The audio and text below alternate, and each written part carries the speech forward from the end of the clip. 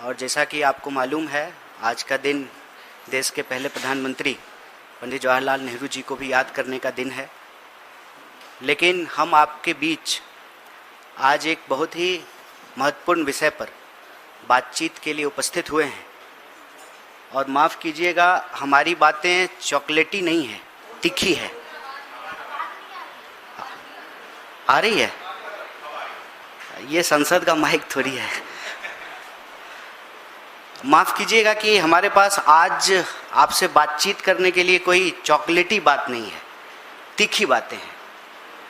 क्योंकि देश में जो हो रहा है, सरकार के लिए कॉमेडी हो सकता है, लेकिन देश के जो नौनिहाल हैं, देश के जो भविष्य हैं, उनके जीवन मरण का सवाल है।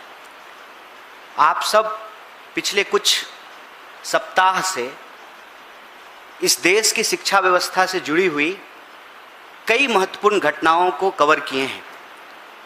हालांकि हमारी देश की बहुत सारी मीडिया घंटों चर्चा करती है झालमुड़ी पर और मेलोडी पर, लेकिन इन सब चर्चाओं के बीच एक जो ज़रूरी मसला है वो ये है कि इस देश में विद्यार्थियों के, नौजवानों के आत्महत्या करने की जो रफ्तार है वो लगातार बढ़ती जा रही है। 1 घंटे के भीतर 2 नौजवान इस देश में आत्महत्या कर रहे हैं। और आत्महत्या का सीधा संबंध इस देश की चौपट शिक्षा व्यवस्था से है। जो आदमी शिक्षा के लिए योग्य नहीं है, उसको शिक्षा मंत्री बना दिया गया है। और यह बात मैं पूरी जिम्मेवारी से कांग्रेस पार्टी की ओर से आपके बीच रख रहा हूं।